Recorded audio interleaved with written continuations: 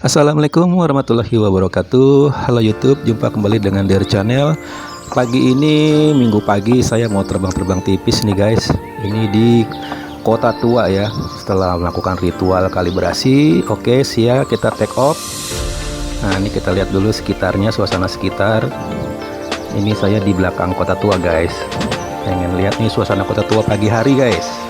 Oke, kita langsung ambil footage drone saja ya, mundur. Kita rekam dulu. Untuk posisi GPS cukup bagus di angka 14 dan baterai full charge, remote dan drone-nya ya. Oke, kita mulai drone saja. Ambil posisi drone dengan latar belakang Kota Tua nih guys. Langit pagi ini cukup cerah guys. Oke, kita pakai mode sport saja biar cepat. Kita langsung ambil terbang jauh untuk long range. Posisi baterai di 12,2. Oke, sejauh ini so far so good. Untuk jarak sudah di angka 300, ketinggian 75. Saya ambil ketinggian langsung aja yang maksimal ya, menuju ke 120 meter guys. Nah itu lihat ya, latar belakang kota Jakarta, Kota Tua. Di belakangnya sana ada pemandangan pegunungannya guys. Wah, langitnya cerah banget guys. Secerah hari ini, secerah pokoknya enak. Nah ini kita sudah mentok ya di ketinggian 120. Jadi untuk aplikasi standar memang dibatasi ketinggian drone sesuai regulasi. Untuk GPS sudah cukup bagus di angka 17 ya. Nah, baterai masih bagus. Wih keren guys pemandangannya. Nah ini saya mau coba fitur potret tapi nggak tahu kenapa kok nggak bisa ya.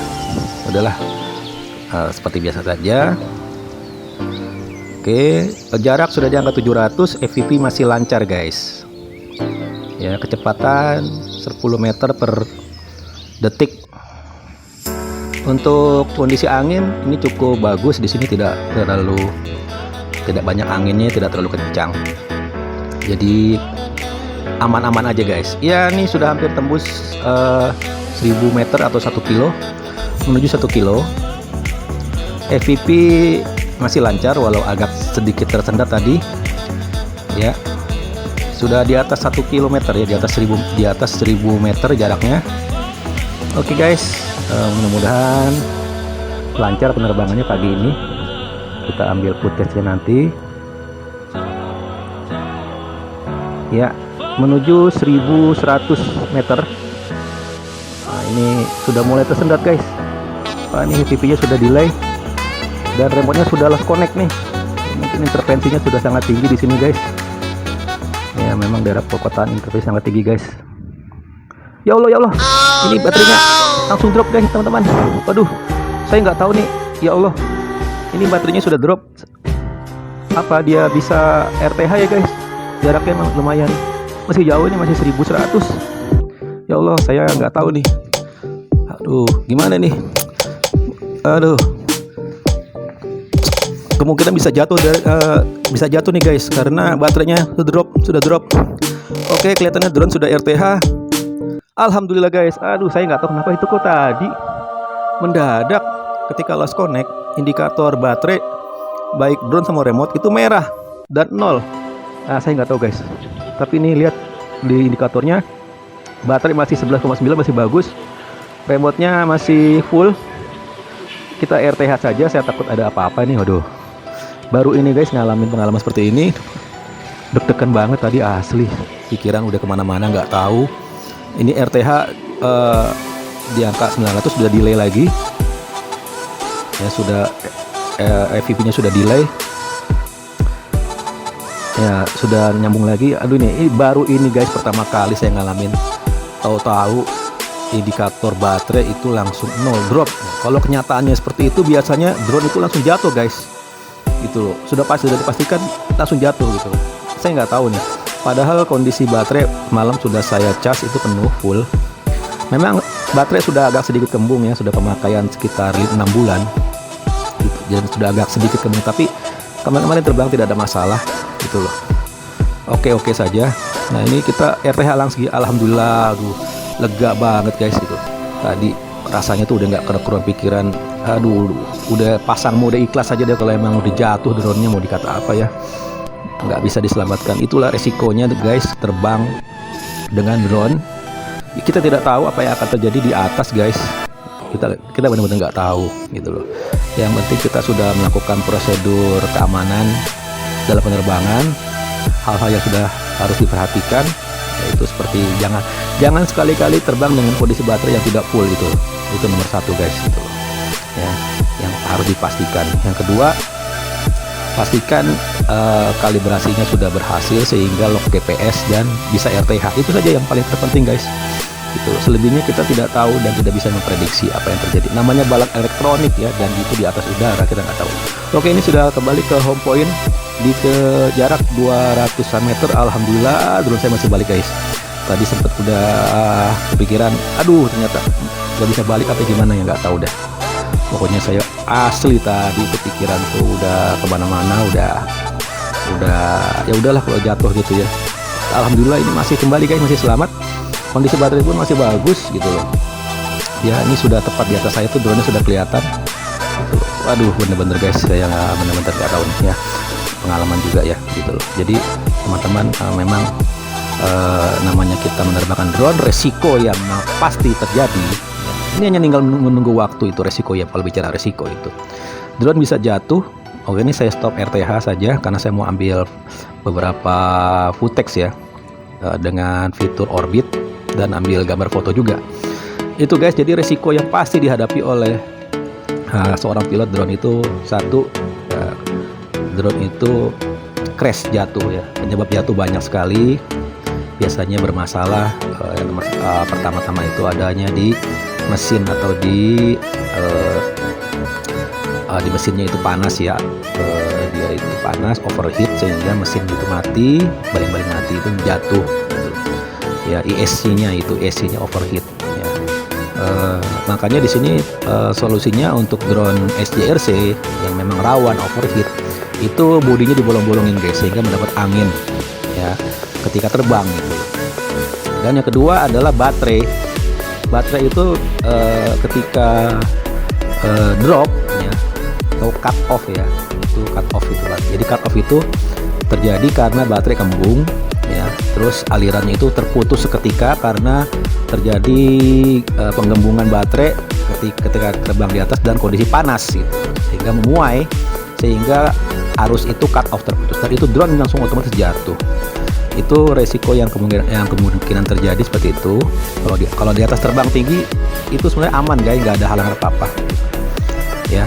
Nah, kalau untuk hal lainnya yang mungkin terjadi adalah flyaway itu ya, drone itu terbang tidak terkendali oleh remote ya, terjadi putus koneksi.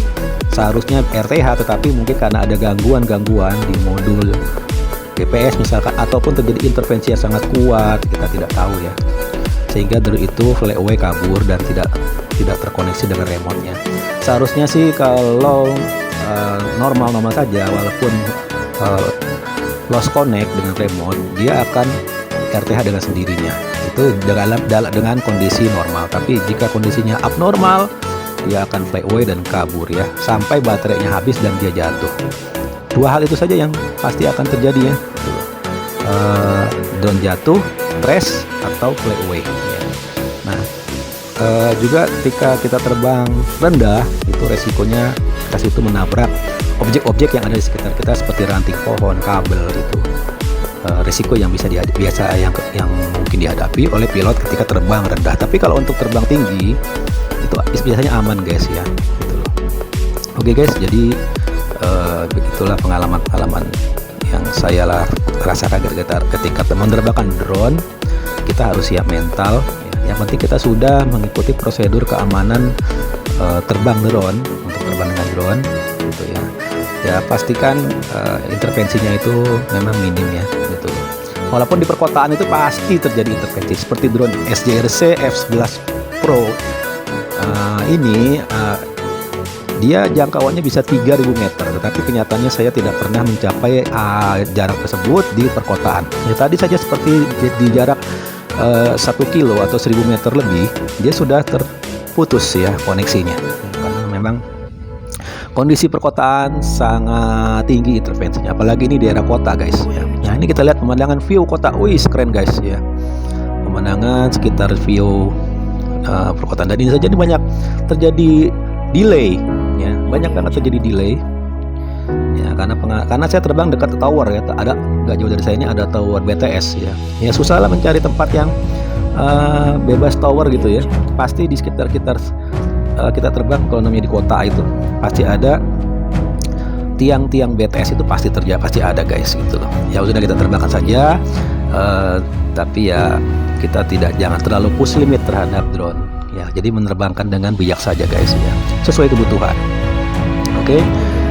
Beberapa mungkin tips untuk mengambil sinematik itu teman-teman bisa melakukan ketika awal terbang, mengambil footage dengan drone nih, atau drone berjalan mundur.